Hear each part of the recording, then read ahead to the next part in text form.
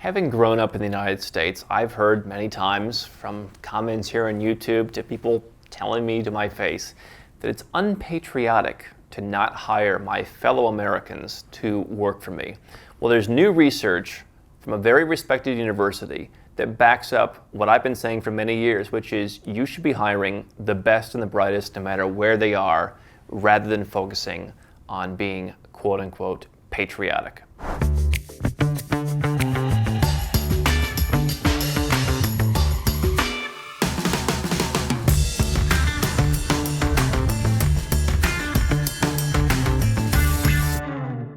Hi, I'm Andrew Henderson, and finally, somebody with a pedigree is saying what I've been saying, is putting out research that is supporting what we've been talking about here for a long time.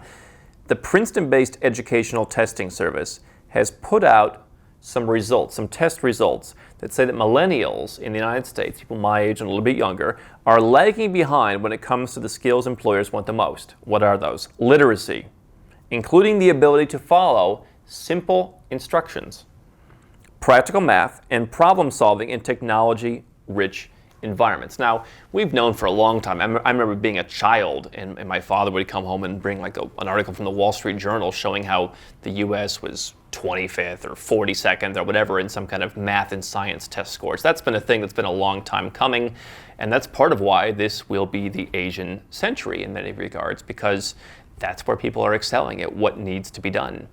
But the idea that people in the United States, that young people coming into the workforce cannot handle simple tasks, simple following of instructions. What they said was Generation Y Americans are far behind their overseas peer, quote unquote, by every measure, and they even score lower than other age groups in the US. And that even the best educated millennials can't compete with people from other countries, whether it's Singapore or Belgium, South Korea, Sweden, Japan, Finland, etc. Here's what I've been saying for a long time. You deserve to go where you're treated best. And if you look at it from a sense of what's patriotic, what's fair, okay? You're a business owner. Occasionally you're going to hire someone who can't get the job done, and you're going to have to let them go. Now, I've had to do that. I never feel good about it. You know, this idea that people who don't own businesses, that it's fun to fire people. That, you get a kick out of firing someone. It's never fun. It's always kind of sad, especially when the person's nice and they're just not a fit. It's never fun. But the question that I always ask myself is, well, sure, it's not nice to remove that person, but is it fair to keep them and let them drag down the rest of the company, hold on other people on the team from achieving their potential? Is it fair to have that person making mistakes that I have to hear about at 11 o'clock at night that interferes with my family life? And is it fair to my family? So, it's always one thing to focus on, the alleged victim. In this case, we're talking about not just one employee, but we're talking about a potential pool of employees that you could hire, and how people would say it's not fair to not hire people from your own country. It's wrong to go overseas and hire people who are the best talent at the best value. But here's research from Princeton, which is saying that U.S. workers just aren't up to the task. Now, I'm not saying that there aren't any millennials to be hired. I'm not saying that there aren't any U.S. workers to be hired. One thing I've learned traveling around the world is there is a certain can-do culture that exists in the U.S. and Anglo countries, which is very valuable. A lot of other countries do not have that culture, and it holds them back in some ways. But what I do know is you can cut out a lot of the challenges that are present in today's U.S. workforce because other countries have decided over the last generation that they're going to step up to the challenge and they're going to be significant. And they're getting results where the U.S. is not. To those who say it's unpatriotic to go and hire people overseas, not only in my case is it no longer my country, I no longer have an obligation to be patriotic, but certainly you could say that perhaps the country owes you something. Does the country work for its citizens, or do the citizens work for the country?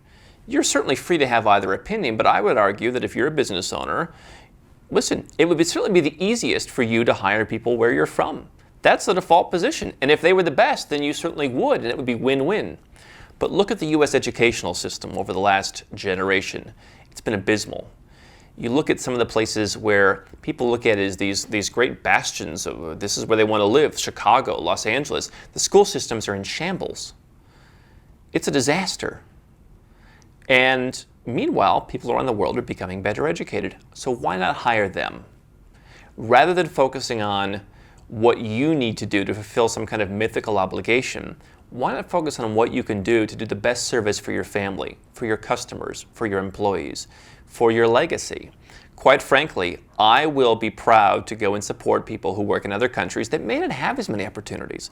I will gladly go to a country where unemployment is higher because there aren't as many businesses, but the people are smart and they're hungry and they're ready to work. That's the kind of people that I want. And why they should be held back and refused work so that I can fulfill some mythical patriotic obligation, I don't understand. I've never understood it, and now there is statistical data to back it up, that quite frankly the US, and probably a number of other Western countries, simply aren't keeping up. The school systems, the workforce is not keeping up with what the modern entrepreneur, the modern business person needs. And just as water seeks its own level, business will always go where it's treated best, and so should you. Hi, I'm Andrew Henderson from Nomad Capitalist. I wrote this book, which you can find on Amazon, to distill a lot of the stuff we talk about in these videos and a lot of the stuff I've learned over the last decade plus traveling all around the world, teaching you about how to legally reduce your taxes, build your personal freedom, and create wealth faster. Definitely get a copy of this book if you want to learn more. Now, if you want to watch more videos, make sure you subscribe to our channel and make sure you click the notifications bell so you never miss one of our new videos with more tips on how to go where you're treated best.